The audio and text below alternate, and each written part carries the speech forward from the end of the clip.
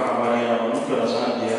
ao zany hoe tatsika eo amin'ny banderole moa zany hoe isy tompakafana izay miantsona ny kristianina rehetra raha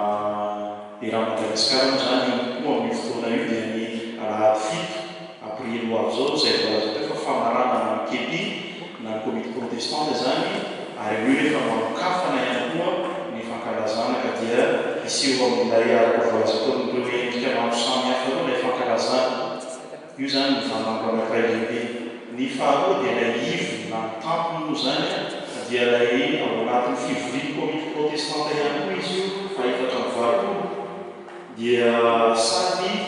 fianamen'ny fiangonana protestante eto Madagasikara koa io vanambo anankiray izay misy ny ivo io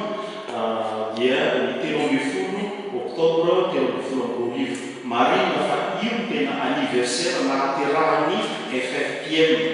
io no nanaovana ny fanambarana ny fiangonana protestante eto Madagasikara io alahady 13 oktobra io ary mifanitsy tsara mihitsy zany ilay andro sy ny daty zany dia io zany no atao hoe ivo ary ao zany ny famaranana dia amin'ny fiangonana protestante eto Madagasikara dia ny 1 Mei 2012 raha sitrapon'Andriamanitra moa zany miavaratra izay ny protestante hafa zay zany efitsikery zany ranazana sotro zay zany no tena misy teo fa saingy io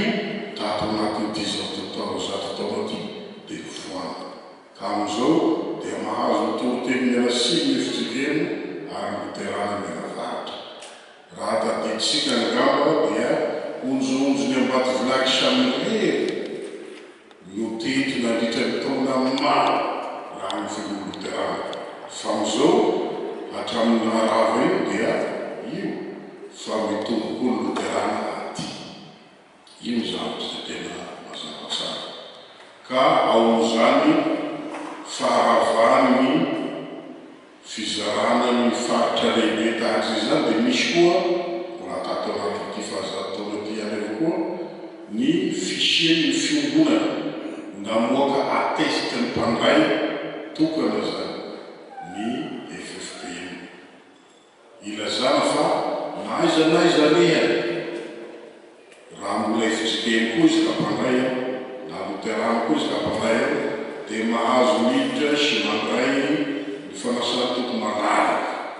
amin'ny luterana dia zay no natao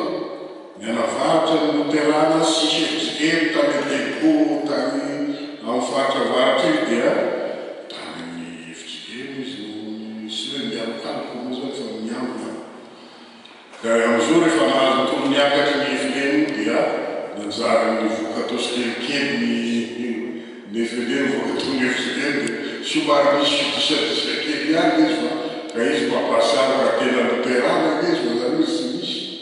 dia zay no antony azy ny FFPM miezaka ny FFPM hoe mametraka ny rafitra maro samihafa mitady hevitra zay mahatonga azy hoe misy atsany amin'ny miaramila misy atsany amin'ny université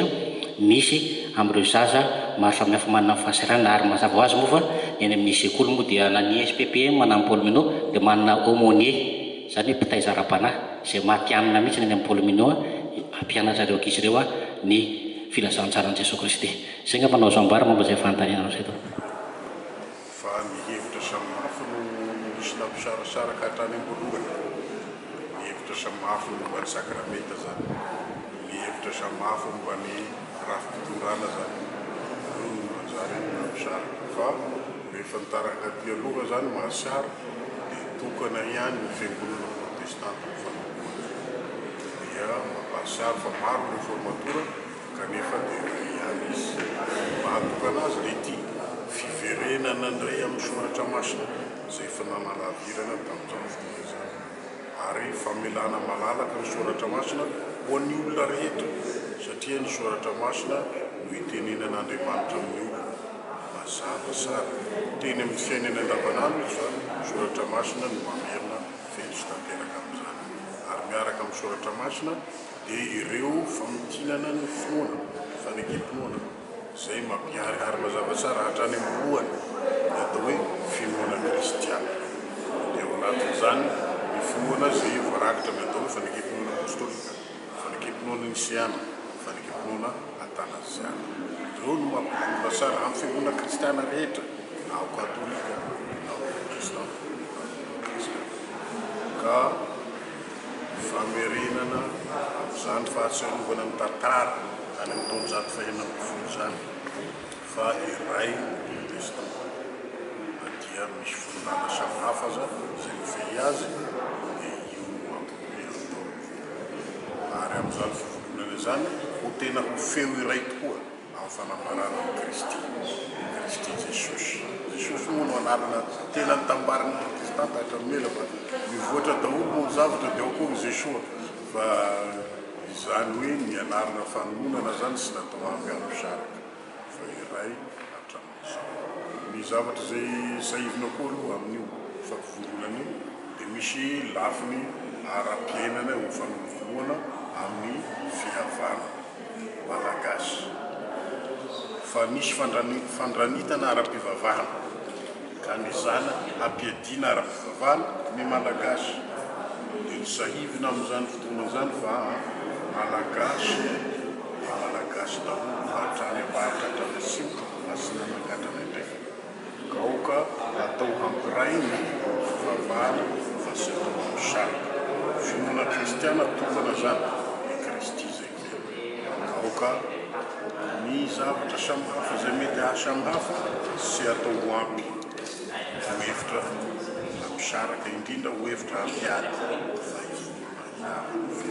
fa zay koa no mahatonga ny fivokaeny tanatra